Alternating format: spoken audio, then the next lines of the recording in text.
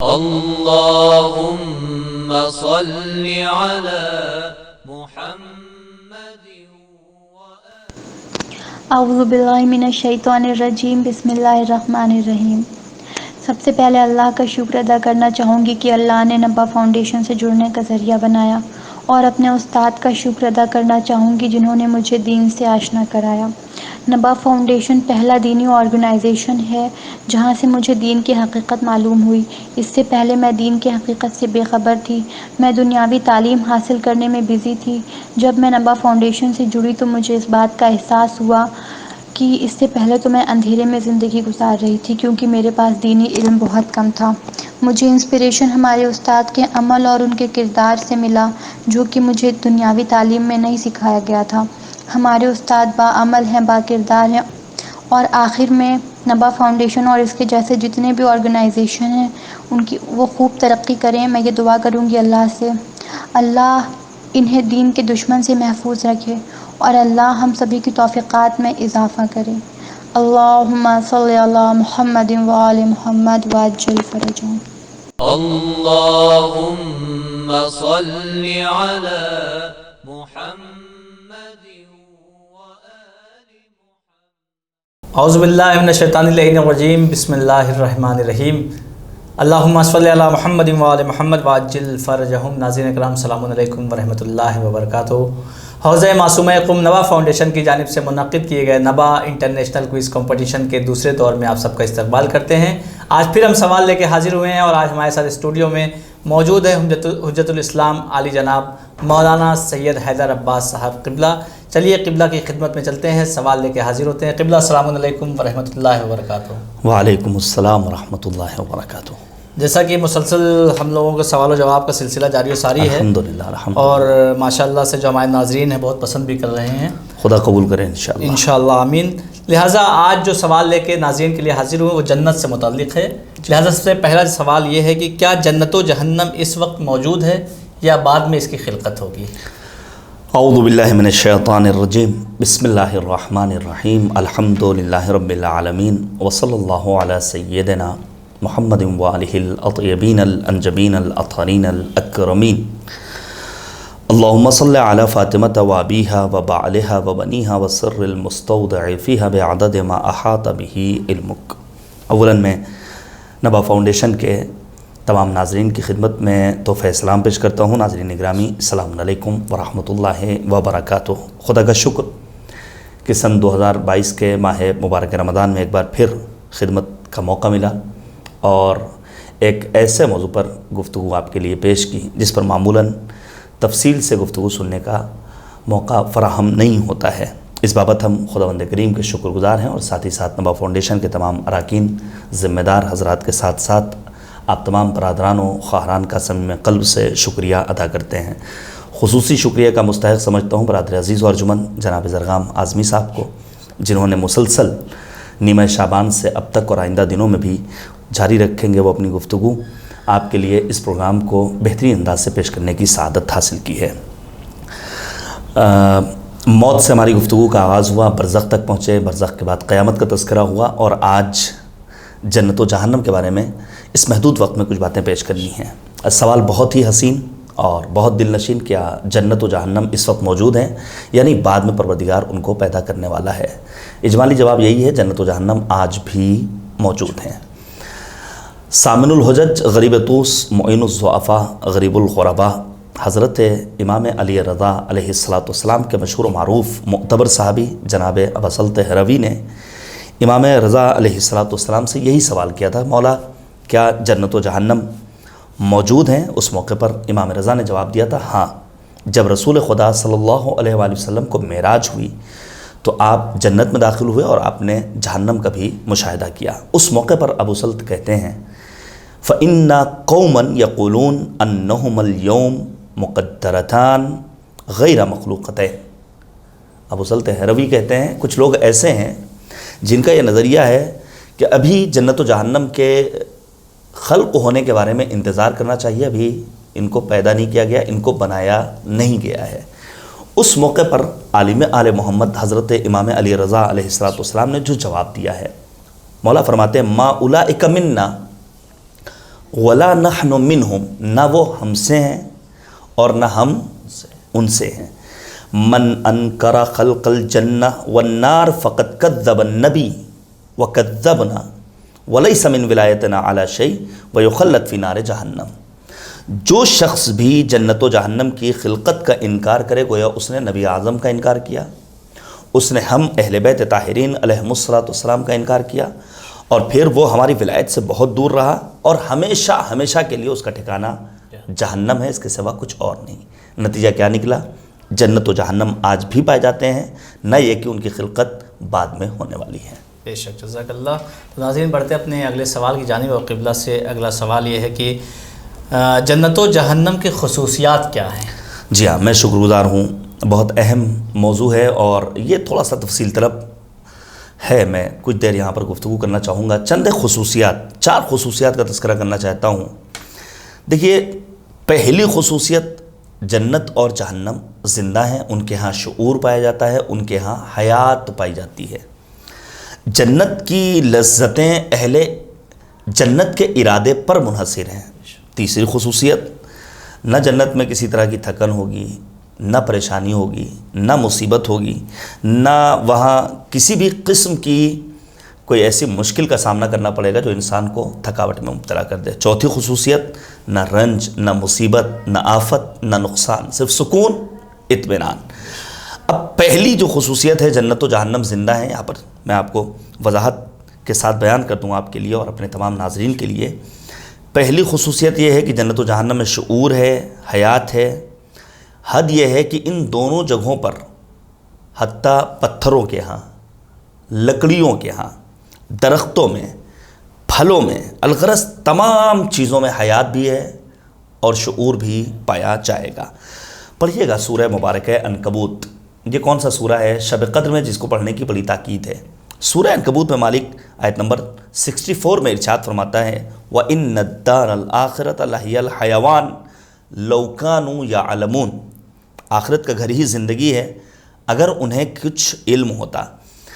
मरहूम आयतुल्लाह अंसारी हमदानी से नकल हुआ है, क्या फरमाते थे, एक दिन जनाब मूसा, वाक़या तुलानी है और तफसीली है, मैं बहुत ही खुलासे में पेश कर रहा हूँ। जनाब मूसा ज़मीन खोद रहे हैं, फावड़ा जो ज़मीन पर मारते हैं तो एक पत्थर से टकराता है और पत्थर के नीचे से बहुत ही बारीक बारीक, बहुत ही रेस, बहुत ही मामूली और हकीर किस्म के कीड़े मकोड़े बाहर निकलते हैं।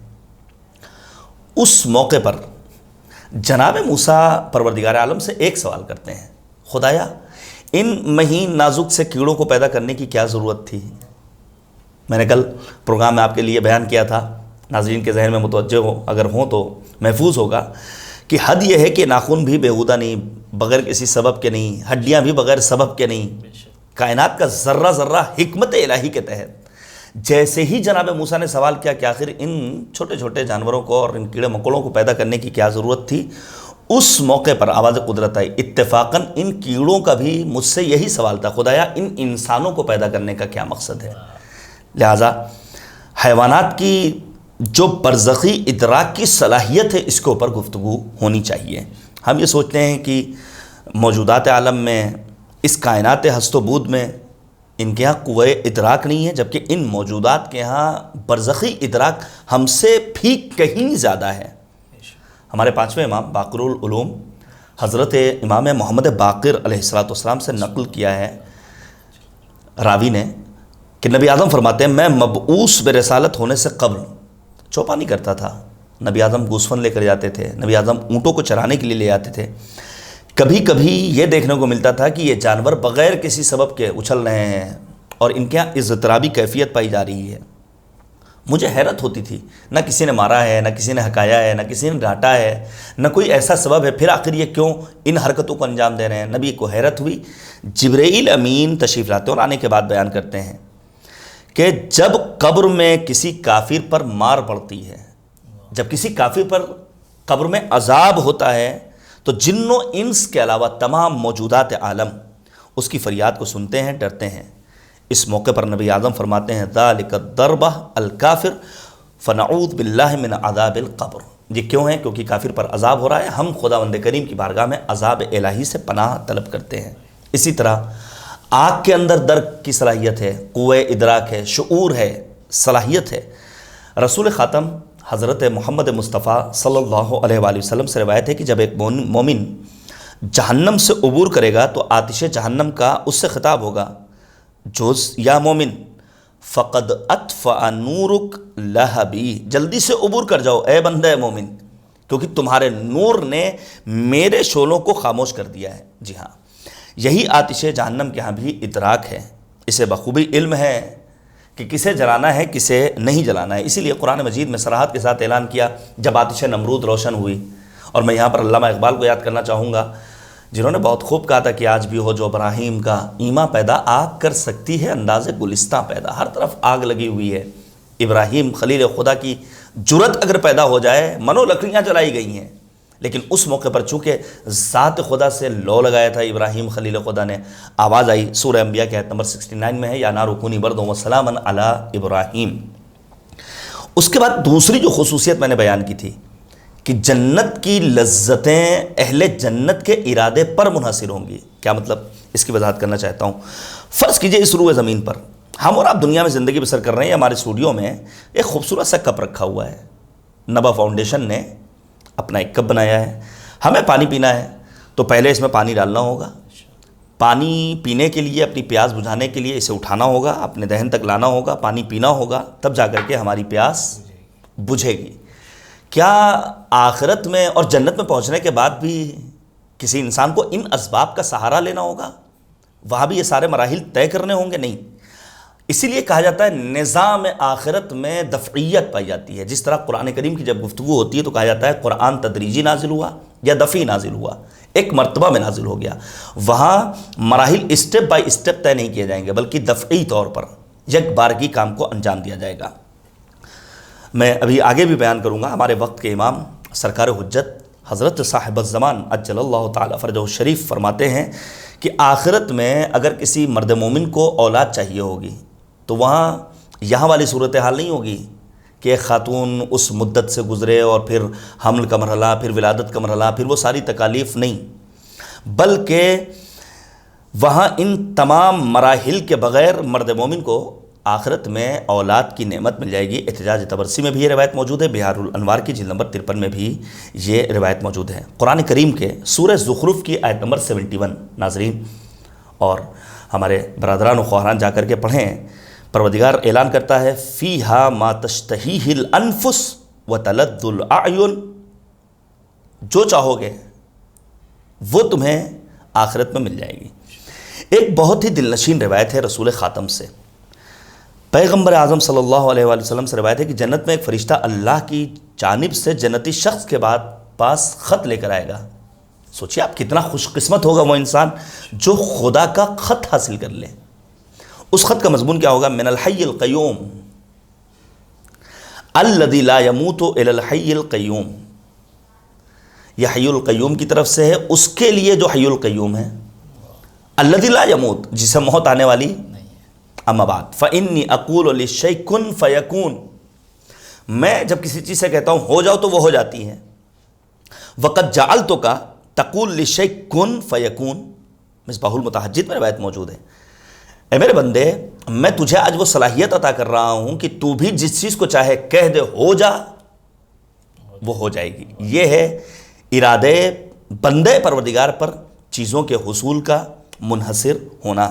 یہ حقیقت ہے کہ اگر انسان اس روئے زمین پر اپنی دنیاوی زندگی میں پوری زندگی خدا کے حکم کے سامنے اپنے سر تسلیم کو خم کیے رہے تو پروردگار اسے یہ صلاحیت عطا کر دیتا ہے۔ مرحوم آیت اللہ آخوند ملا علی معصومی حمدانی نے بڑا دلچسپ ایک واقعہ بیان کیا کہ ایک روز حرم امیر المؤمنین یعصب الدین امام العارفین مولا الموحدین حضرت علی بن ابی طالب علیہ السلام ایک بچہ گلدستے سے گرنا چاہتا ہے۔ اب جو لوگ بیٹھے ہوئے ہیں سہنے حرم امیر المؤمنین میں انہیں حیرت ہے، وہ چیخ رہے ہیں چلا رہے ہیں بچہ گر جائے گا تو مر جائے گا، لیکن اچانک ایک باربر ادھر سے گزر رہا ہے، اس نے کہا ٹھہر جاؤ۔ وہ بچہ فضا میں زمین و آسمان کے درمیان معلق ہو گیا۔ اب ہر ایک نے اس سے سوال کیا کہ آخر پروردگار نے یہ صلاحیت کیسے دی؟ جواب سنیں گے، اس کا جواب یہ تھا اس باربر کا جو معمولی شغل والا، وہ کہتا ہے میں نے پوری زندگی حکم پروردگار کے سامنے اپنے سر تسلیم کو خم رکھا، تو آج میں نے خدا سے یہ مطالبہ کیا کہ مجھے یہ صلاحیت دے دے کہ اس بچے کو فضا میں معلق کر دوں تاکہ آسانی سے اس کو اتارا جا سکے۔ یہ ہے واقعی میں بندے پروردگار کے ارادوں پر چیزوں کا منحصر ہونا۔ تیسری صفت جو بیان کی تھی وہ کیا ہے؟ نہ تھکن نہ کسی قسم کی پریشانی ہوگی جنت میں۔ سورہ کہف میں پروردگار ارشاد فرماتا ہے آیت نمبر 108 میں کہ خالدین فیہا لا یبغون عنہا حولا۔ دیکھیے دنیا میں اگر مسلسل ایک ہی غذا ملتی رہے، مجھے یاد آتا ہے ایک برس میں ہادی ٹی وی کے لائیو پروگرام کے سلسلے میں ماہ مبارک رمضان میں نجف اشرف میں تھا، مسلسل وہی ایک کھانا وہی افطاری، یہ دنیا کا دستور ہے، تو انسان کی طبیعت اوب جاتی ہے۔ انسان چاہتا ہے کہ تنوع ہو، لباس انسان بدلتا ہے۔ آپ بھی ماشاءاللہ اچھی صدیاں پہن کر کے پروگرام کرتے ہیں، ہم بھی کوشش کرتے ہیں کم سے کم اپنے ظاہر کو بھی مینٹین کیا جائے، اور روایات معصومین علیہم السلام میں اس چیز کی تاکید بھی ہے۔ تو سوچیے اگر دنیا میں انسان کو ایک طرح کی مسلسل غذا ملتی رہے تو انسان تھک جاتا ہے، اکتا جاتا ہے۔ کیا قیامت میں بھی ایسا ہی ہوگا؟ کیا آخرت میں بھی ایسا ہوگا؟ نہیں، یہاں کی نعمتوں میں اور آخرت کی نعمتوں میں زمین و آسمان کا فرق ہے۔ وہاں کی تمام نعمتوں میں جلوہ خدا ہوگا، جمال خدا ہوگا، رضایت پروردگار شامل ہوگی، لطف خدا شامل حال ہوگا۔ اب سوچیے آپ اگر کہیں رضایت ہو، جمال پروردگار ہو، لطف الہی ہو، جلوہ پروردگار نہاں ہو، تو کیا انسان وہاں اکتائے گا؟ کیا انسان وہاں تھکن محسوس کرے گا؟ نہیں، بلکہ پروردگار کہتا ہے کہ قد احسن اللہ لہ رزقا۔ اب اگر کسی کا میزبان خدا کی ذات قرار پائے تو اسے تھکن کیسے محسوس ہو سکتی ہے؟ ہاں، اس کمال و جمال مطلق تک پہنچنے کے بعد انسان کو پھر کسی اور چیز کی ضرورت باقی نہیں بچتی ہے۔ چوتھی خصوصیت جو بیان کی تھی وہ کیا ہے؟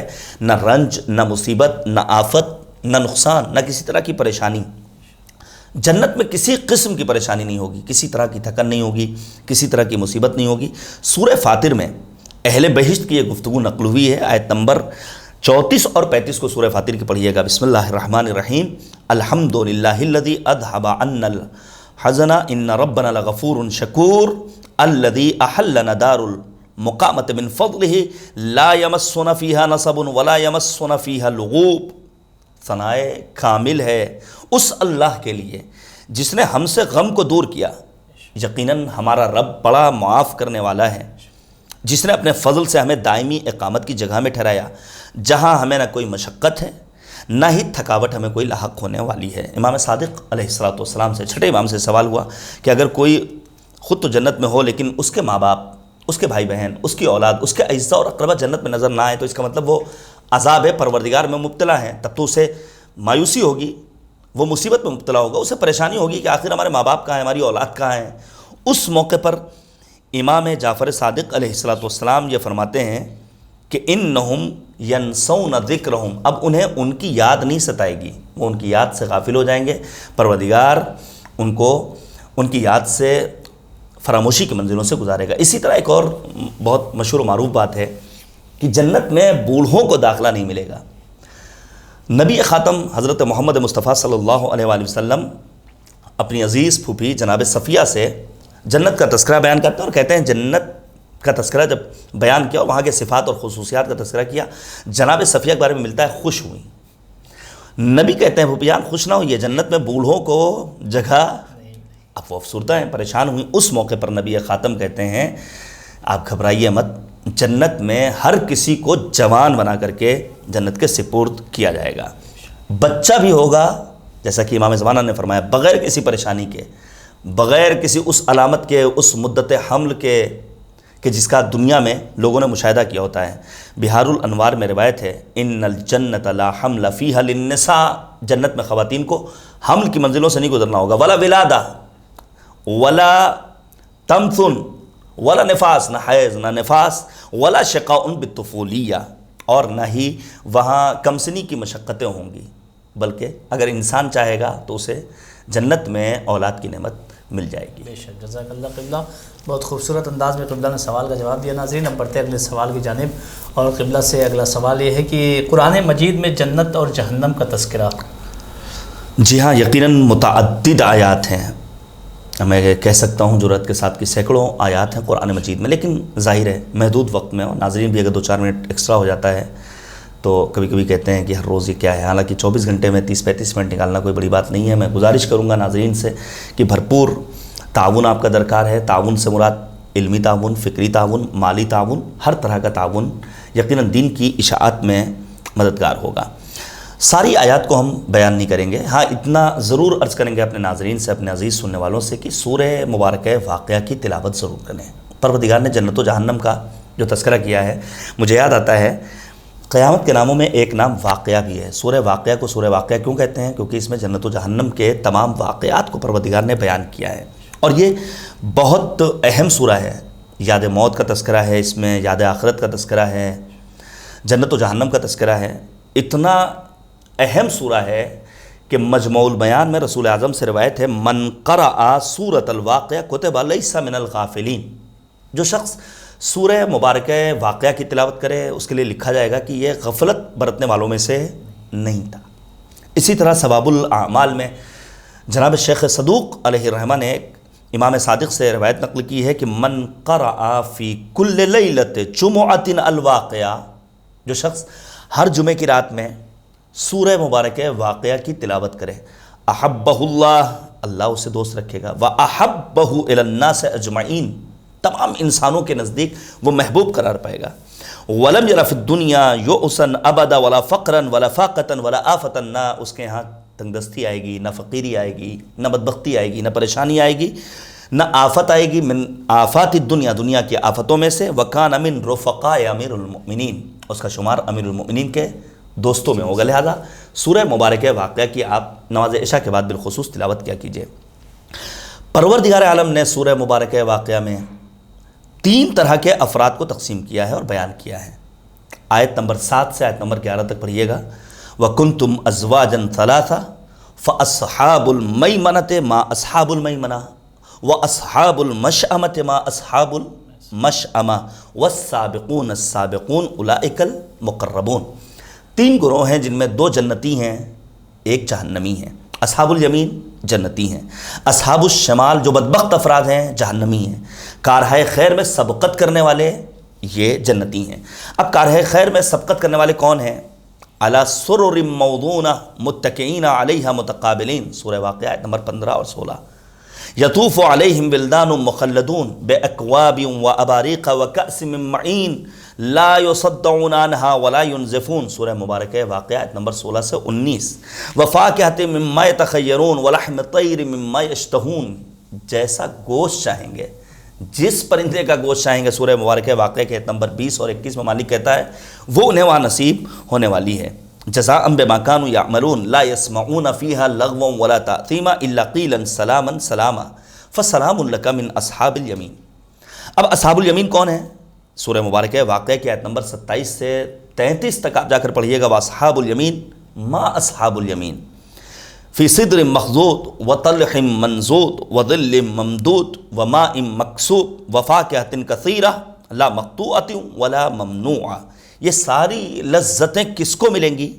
جس نے دنیا میں اللہ کے لیے حرام لذتوں سے اپنے آپ کو دور رکھا ہوگا۔ بہت اہم ہے بالخصوص جوانوں کے لیے اپنے آپ کو حرام لذتوں سے دور رکھنا۔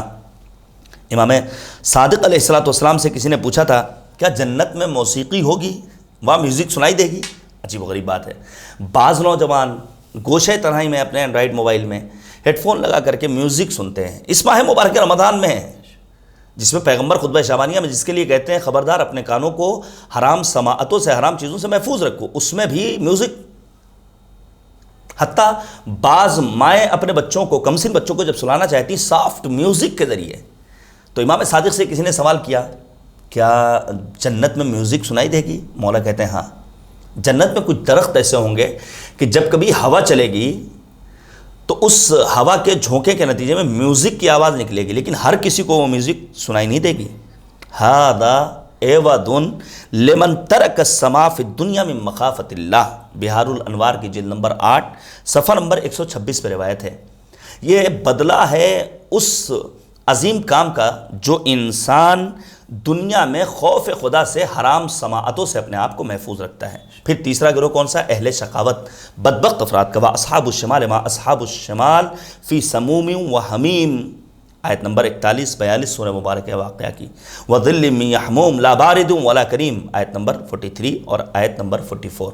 ناظرین ایک مرتبہ جا کر کے سورہ مبارکہ واقعہ کو ترجمہ و تفسیر کے ہمراہ پڑھیں، انہیں اندازہ ہو جائے گا کہ پروردگار عالم نے جنت میں اگر حور دینے کا وعدہ کیا ہے تو کسے نصیب ہوگا، غلمان کسے ملے گا، وہاں کی نعمتیں کس کے لیے اس کے شامل حال ہونے والی ہیں۔ جزاک اللہ۔ قبلہ اگلا سوال یہ ہے کہ جہنم میں جانے کے اسباب کیا ہوں گے؟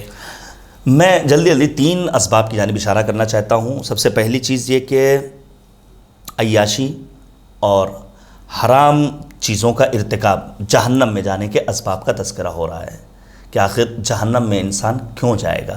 پہلی چیز، حرام چیزوں کا مرتکب جہنم میں جائے گا، گناہوں پر اصرار کرنے والا جہنم میں جائے گا، اسی طرح تکذیب آخرت کو جھٹلانے والا جہنم میں جائے گا۔ جناب عیسیٰ اپنے حواریوں کے ساتھ ایک جگہ سے گزر رہے ہیں، سب نے دیکھا کہ کچھ ایسے لوگ ہیں جہاں عذاب جن کے اوپر نازل ہو رہا ہے، قبروں پر عذاب نازل ہو رہا ہے۔ یہ کون لوگ ہیں؟ جو سب کے سب ہلاک ہوئے تھے۔ ایک حواری آگے بڑھتا ہے اور کہتا ہے جناب عیسیٰ سے کہ ہماری التجا ہے کسی ایک کو ان میں سے زندہ کیجئے تاکہ ہم ذرا پوچھیں کہ آخر ہوا کیا تھا، یہ عذاب کیوں نازل ہوا، ماجرا کیا ہے۔ جناب عیسیٰ نے خدا کی بارگاہ میں دعا کی اور مردہ زندہ ہو گیا۔ اب سوال ہوا، وہ جواب دیتا ہے کہ ہم دنیاوی زندگی میں حلال حرام کی پرواہ نہیں کرتے تھے، ہم طاغوت کے ہاتھوں پر بیعت کر بیٹھے تھے، ہم ظالموں کا ساتھ دیتے تھے، لہٰذا پروردگار نے ہمیں اپنے عذاب کی چپیٹ میں لے لیا۔ جناب عیسیٰ اس موقع پر فرماتے ہیں کہ دنیاوی زندگی میں انسان کا گھاس پھوس کھا لینا، سوکھی روٹی کھا لینا کہیں بہتر ہے اس چیز سے کہ انسان یاد خدا سے اپنے آپ کو غافل کر لے اور حلال حرام کی پرواہ کیے بغیر زندگی بسر کرے۔ انشاءاللہ تعالیٰ کہ پروردگار عالم ہمیں محفوظ رکھے اور ہم اپنے آپ کو جہنم کے ان شعلوں سے نجات عطا کر سکیں۔ دوسری چیز، گناہوں پر اصرار۔ یہ بہت اہم موضوع ہے، کاش وقت ہوتا تو میں بیان کرتا کہ گناہ کے لیے پروردگار نے قرآن مجید میں کتنے نام بیان کیے ہیں۔ اثم، تعظیم، اثاما، ہند اور نہ جانے کس طرح کے نام قرآن مجید میں گناہ کے لیے۔ امام سجاد کی صحیفہ سجادیہ کو پڑھیے گا تو اندازہ ہوگا۔ پروردگار سورہ مبارکہ واقعہ کے آیت نمبر 46 میں کہتا ہے وَكَانُوا يُصِرُّونَ عَلَى الْحِنثِ الْعَظِيمِ۔ ہنس کہتے ہیں گناہ کو، ہنس العظیم گناہ کبیرہ، ان کا اصرار تھا گناہ کبیرہ۔ کون دیکھ رہا ہے؟ کل کس نے دیکھا ہے؟ قیامت میں کیا ہوگا کسی کو کیا معلوم؟ یا پھر تیسری چیز، تکذیب آخرت کو جھٹلانے والا جہنم میں جائے گا۔ سورہ واقعہ کے آیت نمبر 47 پڑھیے گا وَكَانُوا يَقُولُونَ أَإِذَا مِتْنَا وَكُنَّا تُرَابًا وَإِذَامًا أَإِنَّا لَمَبْعُوثُونَ۔ نتیجہ کیا نکلا کہ انسان جنت میں الہی فضل سے داخل ہوگا۔ میں پھر سے تاکید کروں گا، انسان جو جنت میں جا رہا ہے فضل الہی اس کے شامل حال ہے، جبکہ جہنم میں انسان اپنے اعمال کی بنا پر جائے گا۔ وہاں الہی فضل یا الہی عدل نہیں، انسان کا اپنا عمل اسے جہنم تک لے کر جائے گا۔ مرحوم فیض کاشانی رضوان اللہ تعالیٰ علیہ تفسیر صافی میں نبی اکرم سے نقل کرتے ہیں کہ پیغمبر فرماتے ہیں والذی نفسی بیدہ، اس خدا کی قسم جس کے قبضہ قدرت میں میری جان ہے، ما من الناس احد يدخل الجنت بعملہ، جنت میں کوئی بھی انسان اپنے عمل کی بدولت داخل نہیں ہوگا۔ فقالو، سب نے دستے در جوڑ لیا اور نبی سے عرض کرتے ہیں ولا انت یا رسول اللہ، اے اللہ کے رسول کیا آپ بھی اپنے عمل کے سبب جنت میں داخل نہیں ہوں گے؟ اس موقع پر قال، نبی فرماتے ہیں ولا انا، میں بھی اپنے عمل کی وجہ سے جنت میں نہیں جاؤں گا، الا ان یتغمدنی اللہ برحمت منہ وفضل، مگر یہ کہ پروردگار کی رحمت اور فضل الہی میرے شامل حال ہو جائے تو یقیناً جنت میں جانے کا راستہ میرے لیے ہموار ہو جائے گا۔ بے شک، جزاک اللہ۔ ناظرین، بڑھتے اپنے اگلے اور آخری سوال کی جانب۔ قبلہ سے آخری سوال یہ ہے کہ جنت اور جہنم کے کتنے دروازے ہوں گے اور جنت کے دروازوں پہ کیا لکھا ہوگا؟ اللہ اکبر، یہ ایک ایسا سوال ہے کہ اس کے اوپر پوری کتاب لکھی جا سکتی ہے اور پورا اشرح پڑھا جا سکتا ہے، لیکن بہرحال جنت کے 8 دروازوں کا تذکرہ ہے، جہنم کے 7 دروازوں کا تذکرہ ہے، اور پھر بیشتر ابواب جنت کھلتے شہر قم میں ہیں، افتخار قم، رہین افتخار فاطمہ۔ چونکہ نبا فاؤنڈیشن اور یہ حوض علمیہ حضرت معصوم قم، لہذا میں نے یہ شعر پڑھ دیا تبرکاً۔ خدا مند کریم ہم سب کو ام المقدسہ پہنچنے کی توفیق تلاوت فرمائے۔ 8 دروازوں پر کیا لکھا ہوگا؟ بڑی طولانی روایت ہے اور میں بہت جلدی بیان کر دوں گا انشاءاللہ 4-5 منٹ میں۔ جناب جبرائیل امین نبی اعظم کے پاس آتے ہیں اور نبی اعظم سے جنت کے 8 دروازوں پر لکھی ہوئی عبارتوں کو پڑھنے کا مطالبہ کرتے ہیں۔ پہلا در لا الہ الا اللہ محمد الرسول اللہ علی ولی اللہ لکل شیء حیلہ وحیلۃ العیش اربع خصال، ہر چیز کا راستہ ہے اور عیش اور سکون اور اطمینان کے لیے جو راہیں ہیں وہ کیا ہیں؟ القناعہ، قناعت، وبذل الحق، حق کی راہ میں خرچ کرنا، وترک الحقد، کینے کو چھوڑنا، ومجالسۃ اہل الخیر، اہل الخیر کے ساتھ بیٹھنا۔ جنت کا دوسرا دروازہ کیا لکھا ہوگا؟ لا الہ الا اللہ محمد الرسول اللہ علی ولی اللہ لکل شیء حیلۃ وحیلۃ السرور فی الآخرہ اربع خصال، ہر چیز کا راستہ ہے، آخرت میں شادمانی اور خوشی حاصل کرنے کا راستہ چار چیزیں ہیں۔ مسح رؤوس الیتامى، یتیموں کے ساتھ پر دست شفقت پھیرنا، والتعطف علی الارامل، جن کا کوئی سرپرست نہیں ان کے ساتھ مہربانی سے پیش آنا، والسعی فی حوائج المؤمنین، مؤمنین کی حاجت براوری کے لیے کوشش کرنا، والتفقد للفقراء والمساکین، فقراء اور مساکین کے اوپر خرچ کرنا۔ تیسرا دروازہ کیا عبارت لکھی ہوگی؟ لا الہ الا اللہ محمد الرسول اللہ علی ولی اللہ لکل شیء حیلہ وحیلۃ الصحہ فی الدنیا اربع خصال، ہر چیز کی راہیں اور دنیا میں انسانی صحت کی چار راہیں ہیں، چار چیزیں ہیں۔ قلت الکلام، انسان کم بولے، وقلت المنام، کم سوئے، وقلت المشی، غلط جگہوں پر اپنے قدم نہ بڑھائے، وقلت الطعام، کم کھانا کھائے۔ چوتھا دروازہ لا الہ الا اللہ محمد الرسول اللہ علی ولی اللہ من کان یؤمن باللہ والیوم الآخر فلیکرم ضیفہ، جو شخص ذات خدا پر اور روز آخرت پر ایمان رکھتا ہو وہ اپنے مہمان کا احترام کرے، اس کی تکریم کرے۔ من کان یؤمن باللہ والیوم الآخر فلیکرم جارہ، جو یوم آخرت اور ذات خدا پر ایمان رکھتا ہو وہ اپنے پڑوسی کا احترام کرے۔ ومن کان یؤمن باللہ والیوم الآخر فلیکرم والدیہ، جو ذات خدا پر اور روز آخرت پر یقین رکھتا ہو وہ اپنے والدین کا احترام کرے۔ من کان یؤمن باللہ والیوم الآخر فلیقل خیرا او یسکت، جو ذات خدا پر روز آخرت پر یقین رکھتا ہو وہ ہمیشہ سچ بولے، اچھا بولے یا خاموش رہے۔ پانچواں دروازہ لا الہ الا اللہ محمد الرسول اللہ علی ولی اللہ من اراد ان لا یظلم فلا یظلم، جو یہ چاہتا ہے کہ اس کے اوپر ظلم نہ ہو وہ بھی ظلم نہ کرے۔ ومن اراد ان لا یشتم فلا یشتم، جو یہ چاہتا ہے اسے برا نہ کہا جائے وہ بھی برا نہ کہے۔ ومن اراد ان لا یذل، کہ اسے ذلیل نہ کیا جائے، فلا یضل، وہ بھی کسی دوسرے کو حقیر نگاہوں سے نہ دیکھے۔ ومن اراد ان یستمسک بالعروۃ الوثقی فی الدنیا والآخرہ، جو یہ چاہتا ہے کہ دنیا اور آخرت میں عروۃ الوثقی سے متمسک رہے، فلیقل لا الہ الا اللہ محمد الرسول اللہ علی ولی اللہ، جو یہ چاہتا ہے دنیا اور آخرت میں عروۃ الوثقی سے متمسک رہے وہ کہتا رہے لا الہ الا اللہ محمد الرسول اللہ علی ولی اللہ۔ چھٹا دروازہ لا الہ الا اللہ محمد الرسول اللہ علی ولی اللہ من اراد ان یکون قبرہ وسیعا فصیحا فلیبن المساجد، جو یہ چاہتا ہے کہ اس کی قبر وسیع ہو، عریض ہو، وہ مساجد بنائے۔ ومن اراد ان لا تأکلہ الدیدان تحت الارض، جو یہ چاہتا ہے کہ زمین کے نیچے کے کیڑے اور جانور اسے نہ کھائیں، فلیسکن المساجد، مساجد میں جا کر کے قیام کرے۔ ومن احب ان یکون طریا مطرا، تر و تازہ رہے، لا یبکا، گریہ ازاری نہ کرے، فلیکنس المساجد، مساجد میں جھاڑو لگائے۔ ومن احب ان یری موضعہ فی الجنہ، جو یہ چاہتا ہے کہ وہ جنت میں اپنے گھر کو دیکھ لے کہ کہاں پر اس کا قیام ہوگا، فلیکس المساجد بالبسط، وہاں پر فرش بچھائے مساجد میں تاکہ مساجد میں آنے والوں کے بیٹھنے کا معقول انتظام ہو سکے۔ چھٹا دروازہ ختم ہو گیا۔ ساتواں دروازہ کیا لکھا ہوگا؟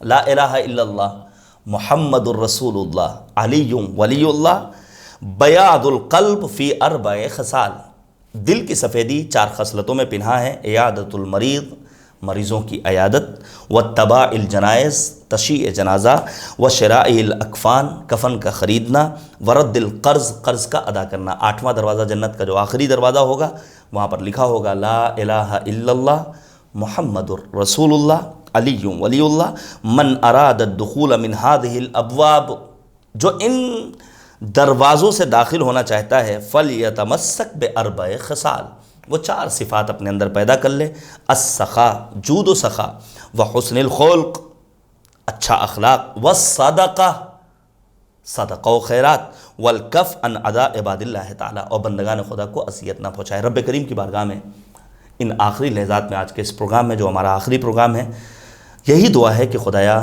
ہماری اس کوشش، اس ادنا سی کاوش کو اپنی بارگاہ میں شرف قبولیت مرحمت فرما۔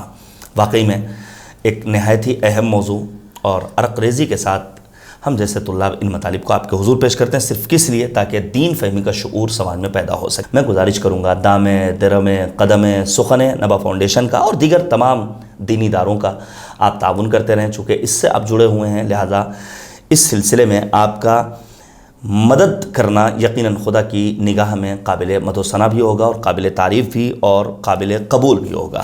اسی طرح دیگر جو دروس ہیں اس میں بھی شریک ہوں، اور جو آئندہ پروگرامز ان کے آپ تک پہنچنے والے ہیں اس میں بھی دلچسپی کے ساتھ آپ اپنی زندگی کے وقت کو نکال کر کے جوائن کریں، تاکہ امام کے آنے کی راہیں ہموار ہو سکیں۔ رب کریم کی بارگاہ میں دعا ہے، اللہم عجل لولیک الفرج۔ بہت شکریہ برادر۔ جزاک اللہ قبلہ، چونکہ قبلہ نے اتنے خوبصورت انداز میں سوال کا جواب دیا اور جنت کے 8 دروازوں کا تذکرہ کیا، اور اتنے خوبصورت انداز میں کہ دل خوش ہو گیا۔ قبلہ کے حوالے سے قبلہ کی خدمت میں ایک شعر پیش کرنے کا دل کر رہا ہے کہ خالق نے موتیوں سے بھرے ہیں دہن میرے، واہ، خالق نے موتیوں سے بھرے ہیں دہن میرے، میں ذاکر حسین علیہ السلام ہوں۔ خدا سلامت رکھے برادر۔ تو ناظرین، جو حضرات نبا فاؤنڈیشن میں ایڈمیشن لینا چاہتے ہیں، خواہش مند ہیں، ان سے گزارش ہے کہ 15 دن کے بعد انشاءاللہ جو حضرات بھی فارم سبمٹ کرنا چاہتے ہیں وہ ادارے سے رابطہ کر سکتے ہیں۔ آج قبلہ کے ساتھ ہماری یہ آخری گفتگو، انشاءاللہ پھر ملاقات ہوگی، حیات رہی تو، تب تک کے لیے ہمیں اجازت دیے۔ خدا حافظ، والسلام علیکم ورحمۃ اللہ وبرکاتہ۔